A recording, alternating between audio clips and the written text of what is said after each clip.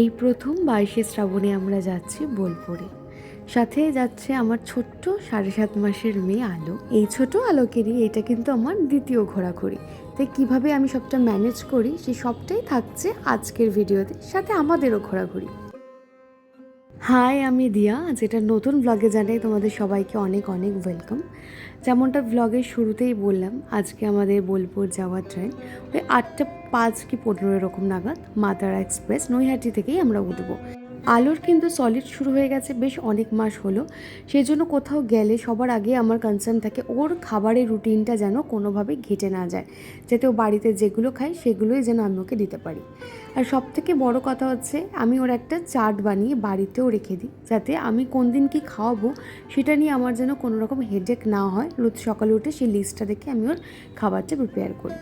তবে সবার আগে আমি আমার জন্য 1 কাপ কফি বানিয়েছি, নাহলে আমার ব্রেন ফাংশন করবে না। তোমরা যারা আমাকে অনেক দিন ধরে দেখছো তারা তো জানোই, ঘুম থেকে উঠে আমার 1 ঘন্টা মিনিমাম সময় লেগেই যায় একটু প্রসেস করতে। সেই জন্য আমি আগে একটুখানি কফি খেয়ে নিয়ে তারপরে কাজ করতে শুরু করেছিলাম। আর আজকে আমি পরছি এই কোয়ার্ড সেটটা। এই কাপড়গুলো খুব নরম হয়, তোমরা অনেকেই ব্যবহার করেছো জানো।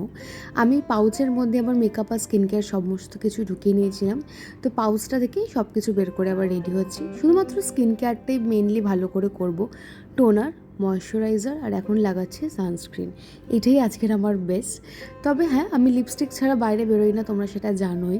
তাই একটু আইব্রোটাকে সেট করলাম, একটা ব্রাউন আইশ্যাডো নিয়ে আইলিডে অ্যাপ্লাই করে নিলাম, আর একটা নিউড কালারের লিপস্টিক পরবো। ব্যাস, এটাই কিন্তু আজকের আমার সাজ ঘুরতে যাওয়ার জন্য। ট্রেনে জার্নির ক্ষেত্রে আমি খুব লাইট কিছুই ব্যবহার করতে ভালোবাসি, মানে কমফোর্টেবল ড্রেস, কমফোর্টেবল মেকআপ।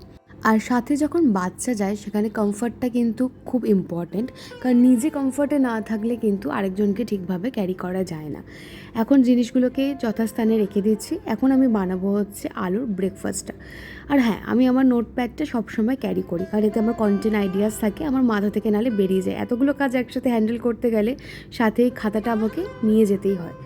আজকে ওকে আমি দেবো রাগি আর কলা, যেটা ওর আজকে লিস্টে ছিল, মানে দিন অনুযায়ী সেটাই ওকে ব্রেকফাস্টে দেবো। শুধু রাগিটা আমি এখানে প্রেপ করে নিয়ে যাচ্ছি।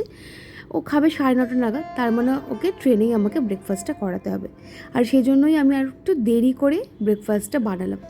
এখন গাছে জল দিয়ে নিচ্ছি, কারণ যেহেতু 2 দিন থাকবো না, গাছগুলো যাতে কোনো রকম কোনো ক্ষতি না হয়, তাই জন্য ঘরের গাছগুলোকে আমি জল দিয়ে নিলাম। আর আমি যখন কাজগুলো সারছিলাম আলো ঘুমোচ্ছিল, সেই জন্য আমার অনেকটা সুবিধা হয়েছে। তবে বেরোনোর সময় বৃষ্টি হচ্ছিল, সেই জন্য আর কিছু ফিল্ম করতে পারিনি। আর বৃষ্টি হচ্ছিলো বলে আমি ওকে একটা মোটা জামা পরিয়েছি, কিন্তু ট্রেনে খুব সাফোকেশন হচ্ছিল, কিন্তু বৃষ্টির জন্য জানলাগুলো বন্ধ ছিল, তাই ওকে আমি আবার চেঞ্জ করিয়ে দিয়েছিলাম।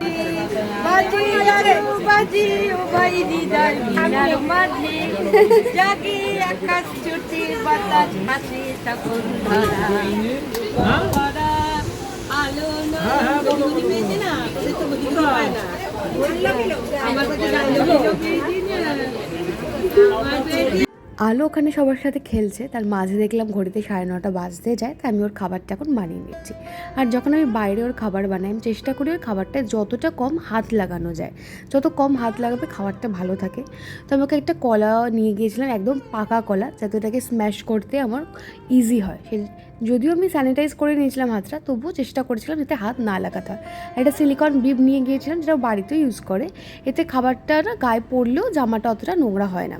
রাস্তাঘাটের জন্য এটা খুব, মানে বাড়ির জন্যও খুব ভালো, রাস্তাঘাটে যখন যারা এই ধরনের আমার মতন ঘুরতে ভালোবাসো তাদের জন্য তো ভীষণ উপকারী। আলো কিন্তু আজকে ট্রেনে বাইরের প্রকৃতি দেখতে দেখতে খুব সুন্দর করে খেয়ে নিয়েছে। এটা বাড়িতে খুব জ্বালায়, কিন্তু বাইরে বেরোলে আলো একদম লক্ষ্মী মেয়ে হয়ে যায়।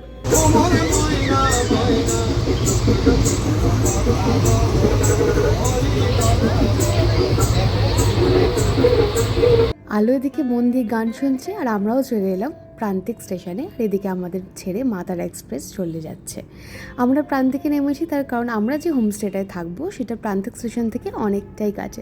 আর আলোকে দেখো কতটা খুশি, ও ঘুরতে ভীষণ ভালোবাসে, আর প্রচুর সবার সাথে মিশে থাকতে ভালোবাসে। আর ট্রেনে কিন্তু আলো একটা ছোট পাওয়ার ন্যাপও নিয়ে নিয়েছে, মানে যেই রুটিনটা ও বাড়িতে চালায় ঠিক সেই সেম রুটিনটাই ওর কিন্তু ট্রেনেও চলেছে, কোনো অসুবিধা ওর হয়নি।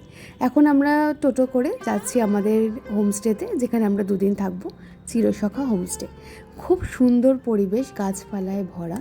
চলো তোমাদের রুমটা দেখা। নিচে আমাদের 2টো রুম নেওয়া হয়েছে, আর উপরে 2টো রুম।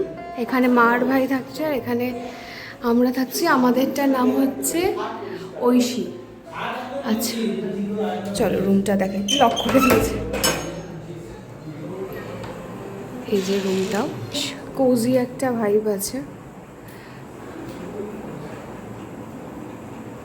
ওখানে ওখানে আমি ট্রলিটা খুলে রেখেছি, ওখানে এখন অবধি ফ্রেশ হয়নি। এখানে একটা মিরর রয়েছে, আর এখানে একটা ওয়ার্ড্রপ রয়েছে, তার সামনে মিরর রয়েছে। আচ্ছা যেমন ওটিডিটা তো ভালো করে দেখানোই হয়নি, আমি একটা কর্ড সেট পরেছি। আর এটা হচ্ছে ওয়াশরুমটা ডিজাইন দেখাচ্ছি না।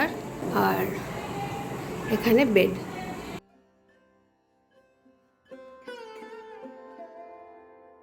এই জাস্ট আমি ফ্রেশ হলাম, আলোকেও তার আগে ফ্রেশ করে দিয়েছি।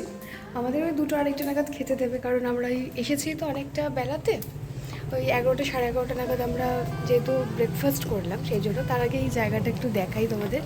নিচে যাবো আসলে, তারা একটু দেখাই জায়গাটা, এত সুন্দর জায়গাটা, প্রচুর ছবি তোলার জায়গা। মানে কালকে সেজেগুজে ভালো করে যদি বৃষ্টি হয়, মানে বেরোতে না পড়ে সেজেগুজে ছবি তুলবে, এটাই ভেবে রেখেছি। এখানে নিচে দেখো পুরো বোগনভেলিয়া ভরে রয়েছে, দারুণ লাগছে।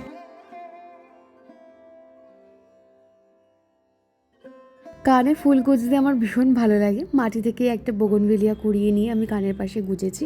আর এইটা হচ্ছে আজকে আমরা ওটিডি। আমি একটা স্কার্ট আর টপ পরেছি, সাথে কিছু হ্যান্ডমেড জুয়েলারি আর আমার নিজের হাতে বানানো কিছু চুড়ি, অনেক দিন আগে বানিয়েছিলাম, সেটাই পেয়ার আপ করেছি। তবে আজকে একটু সোনাঝুরি গিয়েছিলাম, তবে সেটা না তখন আর কিছু ফিল্ম করা হয়নি। আলোরও খুব গরম লাগছিল দেখে আমরা আবার বাড়ি চলে এসেছিলাম। বাড়ি অর্থাৎ 2 দিনের জন্য আমাদের যেটা বাড়ি চিরসখা হোমস্টেতে। কিন্তু সন্ধেবেলাটা না রুমে বসে থাকতে ভালো লাগছিল না, তাই আমি আর টিটু একটা নিয়ারেস্ট ক্যাফেতে গিয়েছিলাম। ওখানে গিয়ে ও চা খেলো, আসাম চা, আর আমি খেলাম কফি।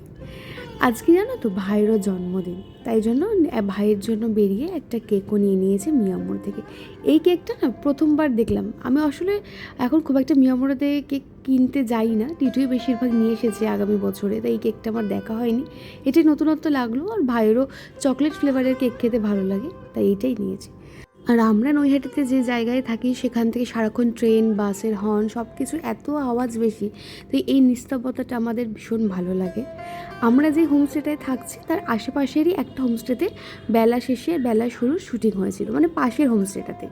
চলো ভাইয়ের জন্মদিনটা এবার একটু সেলিব্রেট করা যাক ছোট করে বোলপুরেতে।